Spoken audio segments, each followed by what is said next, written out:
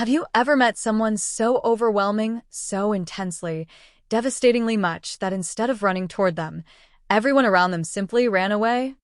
This is the story of a man who had everything the world could offer: power, wealth, an empire built on silence and steel, and yet, every single person who came close enough to truly see him disappeared by morning. Until her. His name was Kwon Jae-won, and in the city of Seoul, that name alone was enough to make boardroom tables go quiet, to make politicians straighten their ties, to make men who had never bowed to anyone in their lives suddenly find the floor very interesting. Kwon Jae-won, 34 years old, the youngest self-made billionaire in South Korean history, the chairman of KJW Holdings, a conglomerate that stretched its fingers into shipping, technology, real estate, and private aviation. His portfolio was the kind that financial journalists wrote breathless articles about, that business schools dissected in case studies, that rivals spent entire careers trying to replicate and always failed. He was, by every measurable standard that the world used to measure men, extraordinary. And he was, in every way that truly mattered, profoundly, achingly alone. Not the kind of alone that people romanticize, not the brooding artist alone, not the misunderstood genius alone. This was something heavier.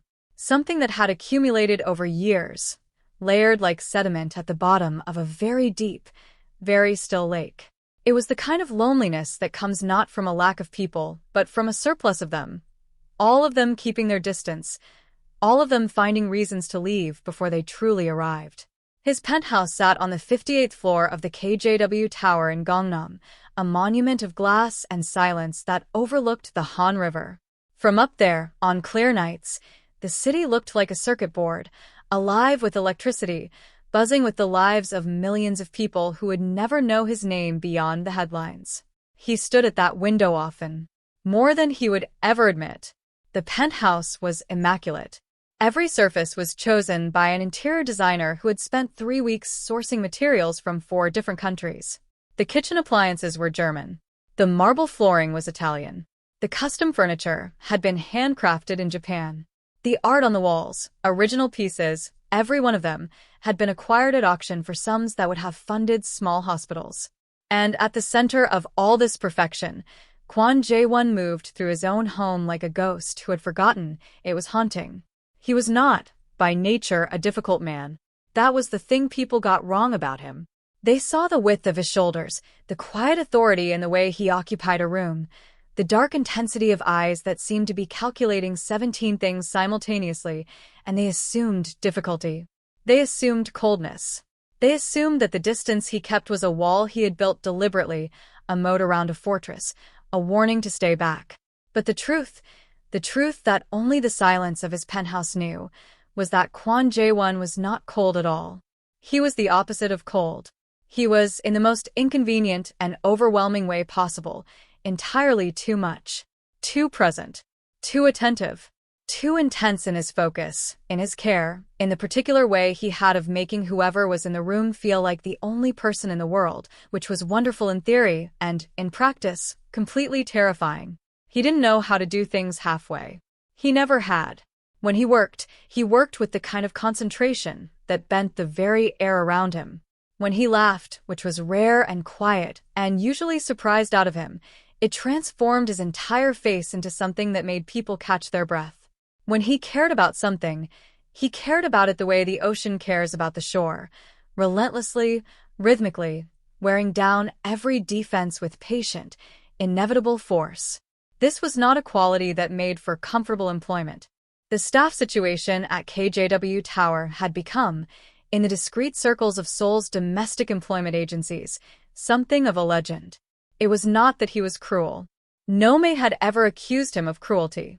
Not one.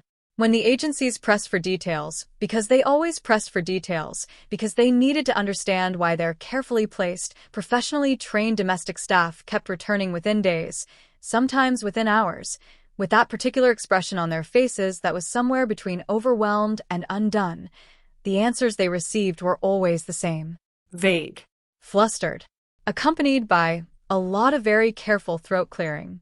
He's just a lot. I don't know how to explain it. He's very present. The job is fine. He's perfectly polite. It's just I can't. I simply cannot. The agency director, a sharp-eyed woman in her 50s named Mrs. Park, had taken to keeping a private list. 43. That was how many domestic staff had passed through the doors of the KJW penthouse in the past 3 years. 43 trained, experienced professional women and a handful of men who had accepted what should have been the most prestigious household position in Seoul, with the highest salary offered in the industry, and had subsequently departed at speeds that defied professional reason. Mrs. Park had visited the penthouse herself, once, to conduct what she privately called a reconnaissance mission. She had sat across from Kwon Jae-won in his living room, the Han River glittering behind him through floor-to-ceiling glass, and she had understood, in approximately 4 minutes, exactly why her staff kept leaving. It wasn't anything he did. It was everything he was. The way he remembered things, everything, every detail, with an accuracy that should have been impossible. He had asked after her daughter by name. He had read her daughter's name on a form submitted 8 months prior and retained it with perfect, unnerving clarity.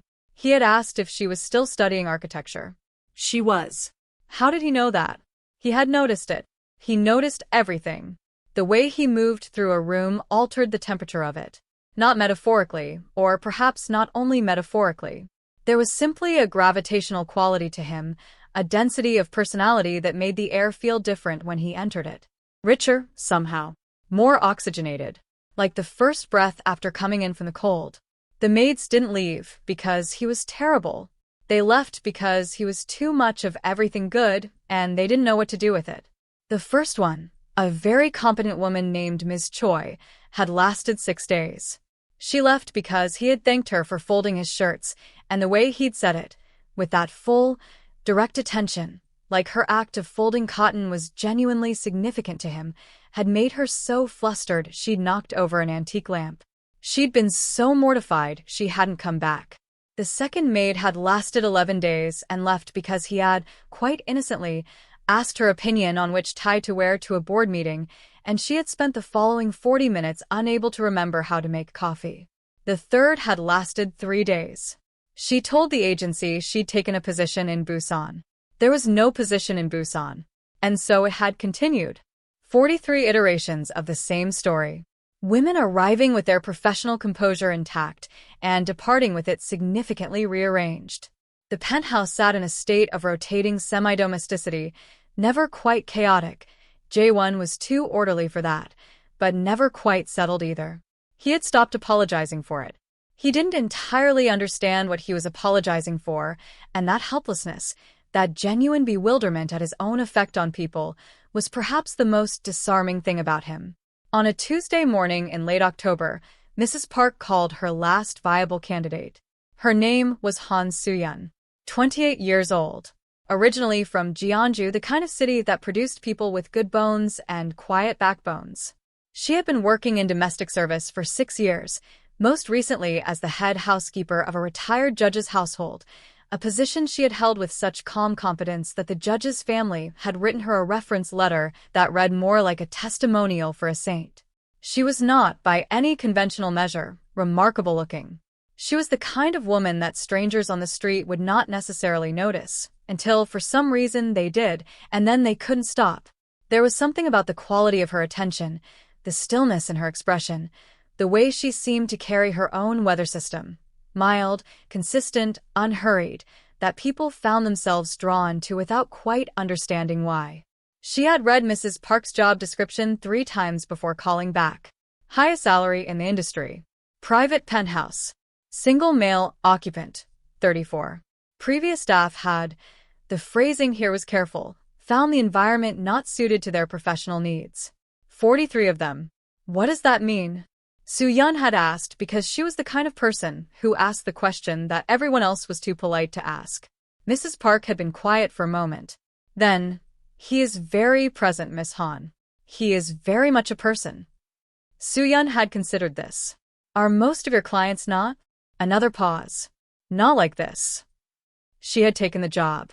Not because she was brave, necessarily, or because she was incurious about the mystery of it. Though she was curious, she was always curious, it was her most persistent quality, but because she needed the salary, and because 43 failures seemed less like a warning and more like an interesting problem.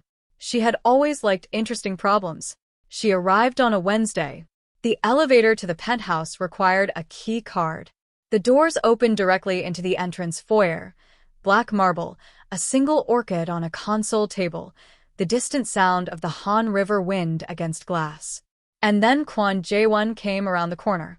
Later, much later, she would try to describe the first moment she saw him and find that language was genuinely insufficient for the task. He was tall, she had known that from his file, and he was dressed simply, in dark trousers and a gray sweater, and he was carrying a coffee cup, and he looked, in that unguarded, unposed moment before he saw her, entirely, vulnerably human. Then he saw her, and his face did something complicated. It was not a look she could categorize. It was not attraction, exactly, or not only that. It was more like the expression of someone who has been expecting something for a very long time and has learned not to expect it anymore, and then it appears, and they don't know quite what to do with the vertigo of that. "Miss Han," he said. His voice was low, even, like the first note of a song she didn't know yet. "Mr. Kwon," she replied. And that was the beginning. If you're enjoying this story, subscribe right now, because the best part is just beginning. And drop a comment. Team Soo-yeon or team she's going to run to? Let me know below. She did not run. Not on the first day, when he appeared in the kitchen at 6 in the morning while she was learning the coffee machine. A machine that had, apparently, 12 settings and a manual written entirely in Italian, and simply stood nearby reading something on his tablet, not speaking, just present, and the quality of his presence was so dense and warm that she'd had to take a moment to recalibrate herself. The way you recalibrate after stepping from a cold room into sunshine. She made the coffee. It was good. He said so. "Thank you," she said, pleasantly, professionally, and moved on to the next task. She did not run on the second day, when she was reorganizing the linen closet, an exercise in controlled chaos, because whoever had organized it before had clearly done so while experiencing some kind of existential crisis, and he appeared in the doorway and said, "I've been meaning to sort that for 2 years," with the tone of a man confessing something mildly embarrassing, and she'd said, "I can see that." And he had laughed. That laugh. She had not been prepared for the laugh. It came quietly, and it was genuine, and it turned his entire face into something that she had to take a very deliberate breath not to react to. She did not run. She recalibrated. She breathed. She kept folding pillowcases. She did not run on the 4th day, when she found him at 2 in the morning in the kitchen, sitting at the island with a glass of water, staring at nothing, and she'd come to get a glass of water herself and stopped in the doorway, and he'd looked at her without surprise, as if he'd been half expecting the company, and said, "Can't sleep either?" "I sleep fine," she said. "I just wanted water." "Right," he said. She got her water. She considered the darkness around his eyes, the particular stillness of a man who is not at rest. She said, very quietly, "Chamomile tea helps. If you want, I can make some." He looked at her for a moment. "You don't have to." "I know." She made the tea. They didn't speak much. She sat across the island from him, both of them with their respective drinks, the city glowing far below the windows, and it was the most companionable silence she had encountered in years. He sat with his stillness, and she sat with hers, and they coexisted in it without discomfort, without the desperate need to fill it. She went back to bed. So, she assumed, did he. The next morning, the chamomile was moved to the front of the cabinet. He had noticed. He always noticed. She began to understand what the others hadn't. It wasn't that he was too much. It was that he was very specifically, very precisely too much for people who weren't paying attention. His intensity wasn't aggression, it was focus. His attentiveness wasn't intrusion, it was care, expressed in the only language he seemed to fully speak, which was the language of observation, of remembering, of the small, accumulated evidence of having truly seen someone. He noticed that she favored her left hand when carrying heavy things, which meant her right shoulder was slightly tired. He left the vacuum on the left side of the closet, having moved it from the right where it had always been, without saying a word. He noticed that she hummed when she was concentrating, not a song exactly, just a low, tuneless frequency, a vibration of thought, and he never commented on it, never teased her about it, never made her feel observed. He simply moved around it, the way you move around something you value and don't want to disturb. He noticed that she took her lunch at the window on clear days, sitting on the little bench seat that ran along the east-facing glass, watching the river. On cloudy days, she ate at the kitchen island. And so, without any announcement, the east bench acquired a small cushion, replacing the decorative one with something that actually supported a human spine. She noticed him noticing, and she found, to her own quiet surprise, that she didn't find it unnerving. She found it moving. Because here was a man who had been given everything, every material thing, every professional achievement, every marker of success that the world had agreed to care about, and the thing that animated him, the thing that his particular intelligence had chosen to spend itself on, was people. The texture of them. The small, specific details of how they existed in the world. He was a man who remembered what you said 8 months ago, and asked about it today. He was a man who moved a vacuum to the other side of a closet because he'd noticed you favored your left hand. He was a man who sat in kitchen silence at 2 in the morning and let you keep him company without making you feel like you owed him anything for it. No wonder they'd all run. They hadn't understood what they were running from. It was 5 weeks in. She was late finishing. A dinner she'd prepared for his guests had required more cleanup than anticipated, and it was past 9 when the last dish was dried. She was moving through the living room, straightening, when she noticed he was still there, standing at the window, and his posture, always controlled, always precise, was different. Something was off. She had learned, in 5 weeks, to read the particular architecture of how he stood. When he was in work mode, his shoulders were squared, his weight forward, everything forward-facing. When he was relaxed, which was rare and precious, there was a very slight easing, like a held breath let go. And when something was wrong, when the day had taken something from him, there was this, the weight slightly back on his heels, the hands loose at his sides, the face toward the window but the eyes not quite focused on anything outside. She finished what she was doing. She went to the kitchen.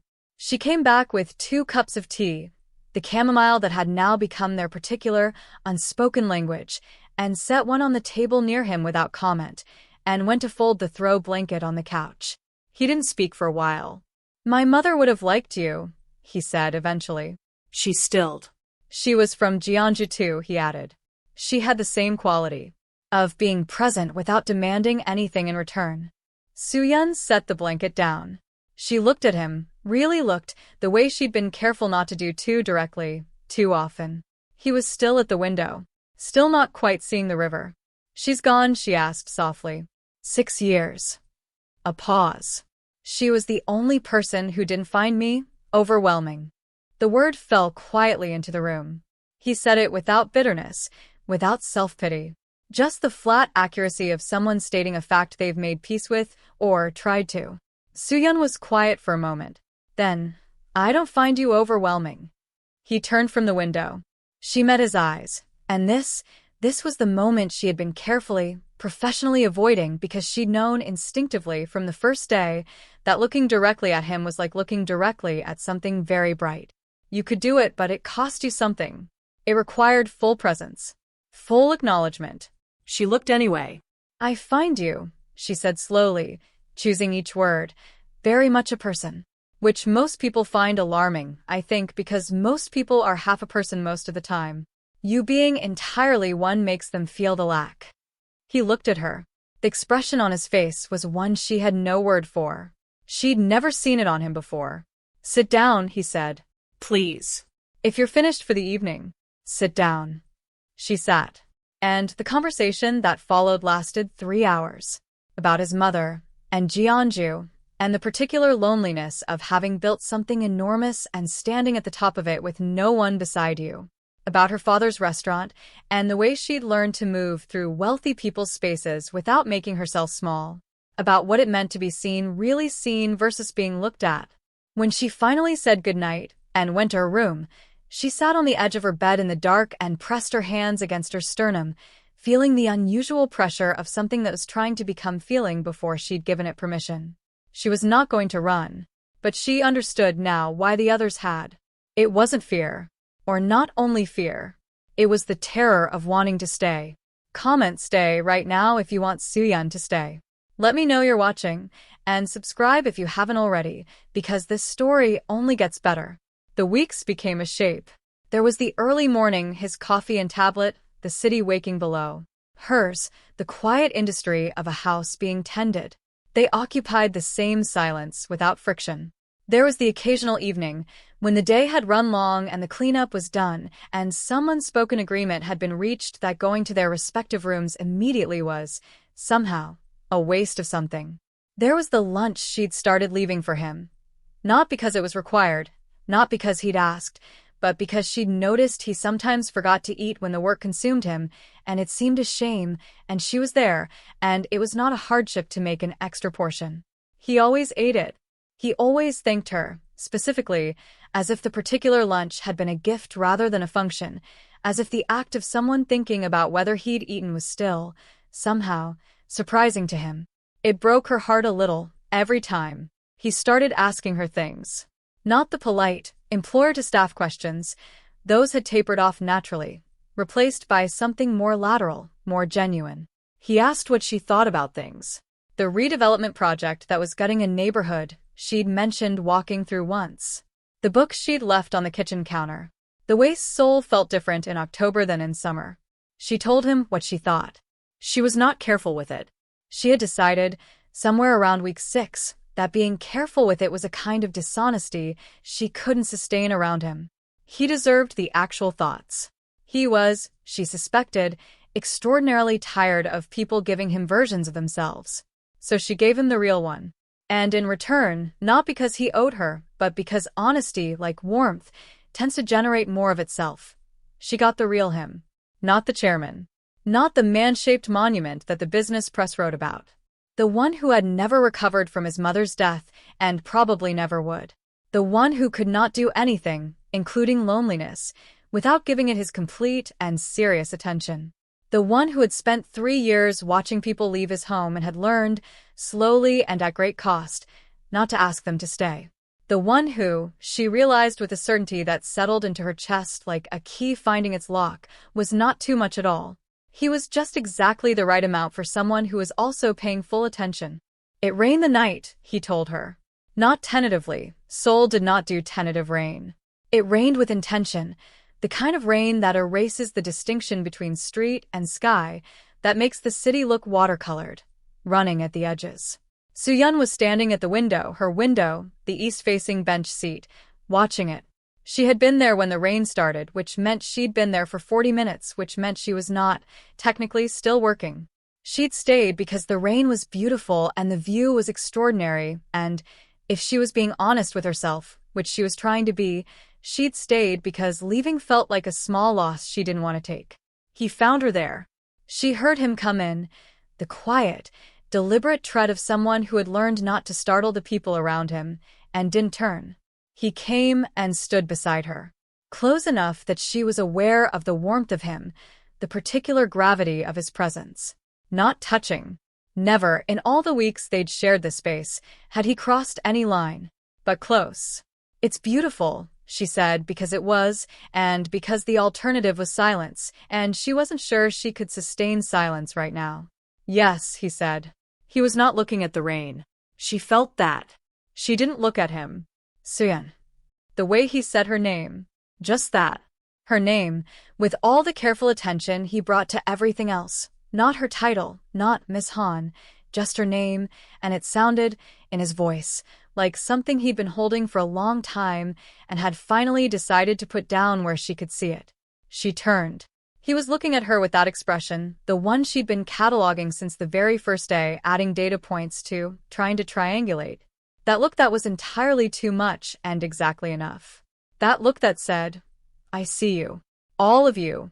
I have been seeing you since the beginning and I am not going to stop, and I am not going to pretend I don't. I'm aware, he said, with careful, deliberate honesty, that there are 43 reasons to suggest that people don't stay here. 43 is a strange thing to keep track of, she said.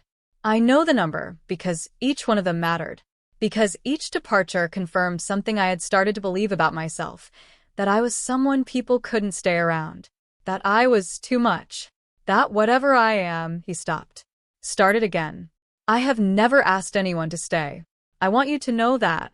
I have never once asked. Why are you telling me this? A pause. The rain against the glass. The city running watercolor below. Because I want to ask you, he said. And I need you to know it's different. That you are different. That I am aware of how unfair it is to ask. And that I'm asking anyway. She looked at him for a long time. Long enough that the rain shifted tempo, softened slightly, became something more like a murmur than a statement. I'm not going anywhere, she said. He let out a breath. It was the breath of someone who had been holding it, she thought, for approximately 3 years. Maybe longer. Maybe since Jeonju. Maybe since a mother who had been the only person who made the world feel proportionate, and then was gone. You don't have to say that, he said. I know. She turned back to the rain. I'm saying it because it's true. He stood beside her. The warmth of him, the gravity of him. After a moment, very slowly, as if he was afraid of disturbing something fragile, his hand found hers on the bench seat. And she turned her palm up and let it. They stood there in the rainlight, watching the city dissolve and reform and dissolve again, and nothing more was said, because nothing more needed to be. Later, she would not be able to point to a single moment and say, there. That is where it became love. It had not been a moment. It had been an accumulation, like the rain itself, each drop too small to measure, the sum of them undeniable. It had been the vacuum moved to the left side of the closet, the cushion on the bench seat, the chamomile at the front of the cabinet, the lunch left warm on the counter, the 3-hour conversation about what it meant to be seen, the breath let out on a rainy night, the hand turned up in answer. Love, she had decided, was not a door you walked through. It was a house you moved into gradually, one room at a time, until one day you looked around and realized you were home. He learned her, systematically and joyfully, the way he learned everything, with total, devoted attention. He learned that she was not a morning person in the sense that she was incapable of speech before her second coffee, but that she was a morning presence, functional and steady and oddly beautiful in the particular way of someone who hasn't yet assembled their public face. He found that more interesting than her public face, which was already interesting enough. He learned that she kept lists, meticulous, detailed, handwritten lists, of everything she needed to do, and crossed items off with a satisfaction so visible it made him smile every time. He had started leaving small things on her lists, not tasks. Things like, rest, today, at least an hour. And she would cross them off with the same satisfaction, which told him things about her that made his chest ache pleasantly. She learned him with equal thoroughness. She learned that he was not cold, that he had simply learned to keep his warmth at a temperature that wouldn't startle people, and she made it her quiet project to let him be warm, to not startle, to be present in a way that told him, you don't have to turn it down. Not with me. She learned that he laughed most freely when he forgot someone was watching, and so she cultivated a talent for looking elsewhere at precisely the right moment so that the laugh could happen unselfconsciously. She would hear it and not look, and it would warm her from across the room. She learned that he said important things sideways, that the significant declarations came bundled in practicalities, in careful logistics, in questions that asked one thing and meant another. And so she learned to answer both the surface question and the one beneath it, and watched him register, with faint shock every time, that she'd heard both. Are you happy here? He asked her once. It was a Wednesday. She was reorganizing the spice cabinet, a task she'd been putting off for 2 weeks. It was not the kind of question you asked about spice cabinet reorganization. She considered the penthouse, the bench seat with the good cushion, the chamomile at the front of the cabinet, the list with rest, today written in his handwriting, the rainlit night, and the hand turned up in answer. Yes, she said. I'm happy here. He nodded. He went back to his reading.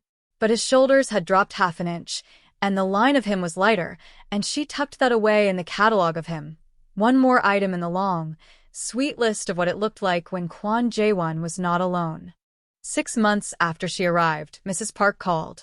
It was a professional check-in. She did them quarterly for all her placements, a brief call to confirm satisfaction on both sides.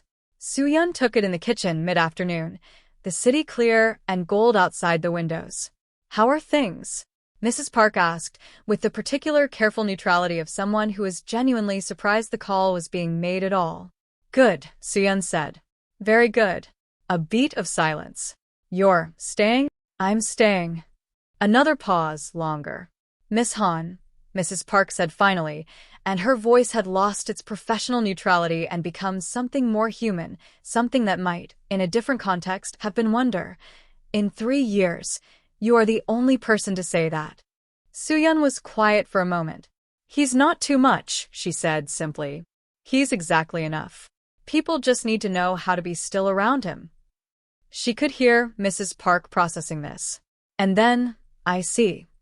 He's the kind of person," Soo-yeon continued, looking out at the gold-lit city, "who makes the world feel like it's paying attention. Who makes you feel like you're paying attention back. Like everything matters. Like you matter." And I think some people find that, the weight of mattering, too much to carry. "And you don't." She thought of him. The laugh. The hand turned up in the rainlight. The list with rest, today written in careful pen. The breath let out after 3 years of holding.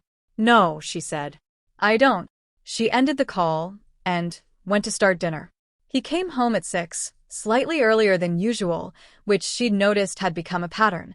The gradual recalibration of his schedule toward an hour he seemed to want to be home for.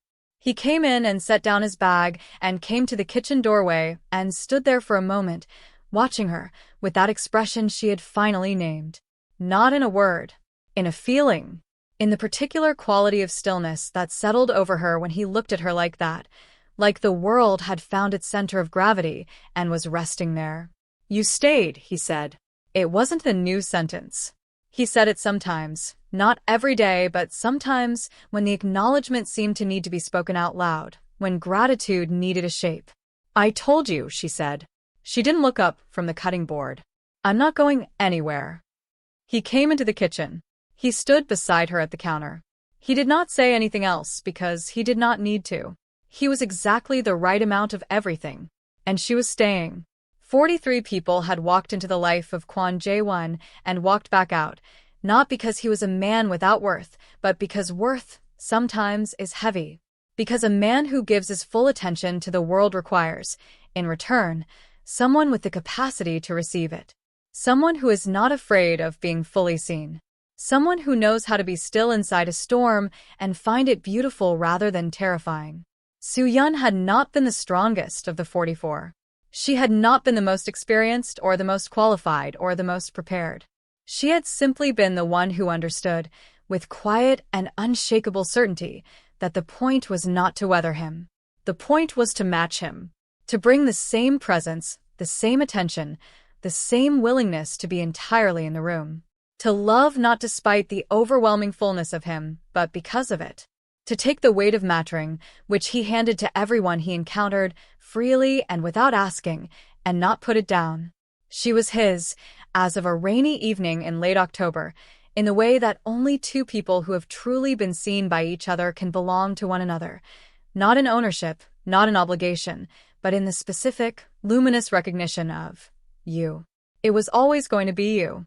And in the KJW penthouse on the 58th floor, overlooking the Han River as it caught the light of a city that would never know his name the way she did.